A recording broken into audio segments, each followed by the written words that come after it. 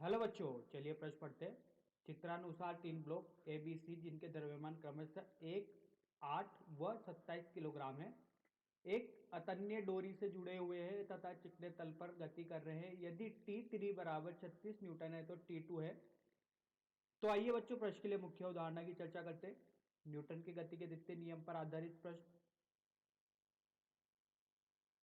जिसमें समझा जाएगा बच्चों न्यूटन की गति का द्वितीय नियम।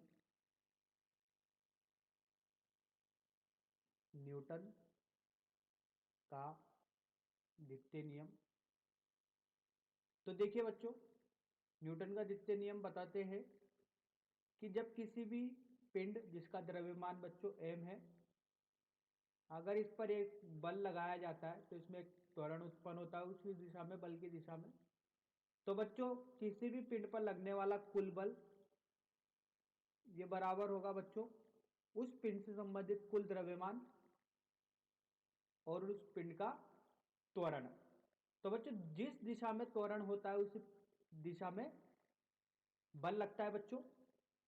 अब देखिए बच्चों, अगर निकाय में एक से ज्यादा पिंड उपस्थित है तो यहां पर कुल द्रव्यमान उसका निकाय का बता सकते हैं बच्चों।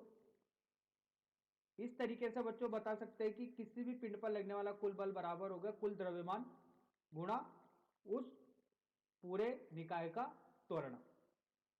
तो आइए बच्चों, इस मुख्य उदाहरण के आधार पर प्रश्न को हल करते हैं। देखिए बच्चों, बताया गया है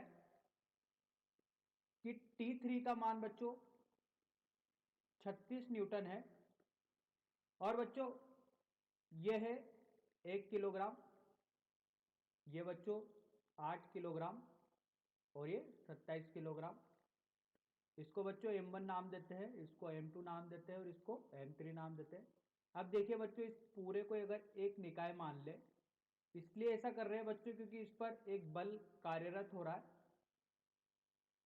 तो न्यूटन की गति के द्वितीय नियम से बच्चों किसी भी बल,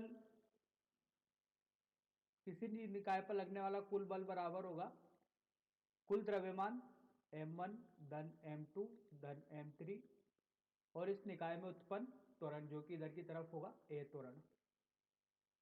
तो देखिए बच्चों, कुल बल T3 का मान बच्चों दिया गया है 36 न्यूटन। तो ये होगा 36 बराबर 1 धन 8 धन 27 गुणा उत्पन्न त्वरण के, जो त्वरण बराबर होगा बच्चों देखिए 36/36। तो ये होगा बच्चों 1 मीटर प्रति सेकंड वर्ग के। तो बच्चों, इस निकाय में जो त्वरण उत्पन्न हुआ है इसका मान है 1 मीटर प्रति सेकंड। अब बच्चों, जो त्वरण C का है वह त्वरण B का होगा, वह त्वरण 1 का होगा क्योंकि ये पूरा एक निकाय से जुड़ा हुआ है, इस पर बल लग रहा है 36 न्यूटन का। तो बच्चों T2 का मान बताना है, तो बच्चों T2 के लिए वापस न्यूटन की गति का द्वितीय नियम लगाते हैं। देखिए, ये द्रव्यमान होगा M2, द्रव्यमान होगा M1 और इसका त्वरण भी अभी भी क्या रहने वाला है, A ही रहने वाला है। तो देखिए M1 M2 का मान, तो देखिए M1 M2 के मान रखिए बच्चों और त्वरण है बच्चों 1 का। तो इससे T2 का मान निकल के आएगा बच्चों 9 न्यूटन। तो बच्चों यही अपने प्रश्न का उत्तर होगा। T2 का मान है बच्चों 8, सॉरी बच्चों 9 न्यूटन आएगा यहाँ पर, माफी चाहूंगा, 9 न्यूटन। तो आशा करता हूं बच्चों आपको यह समझ में आया होगा। धन्यवाद।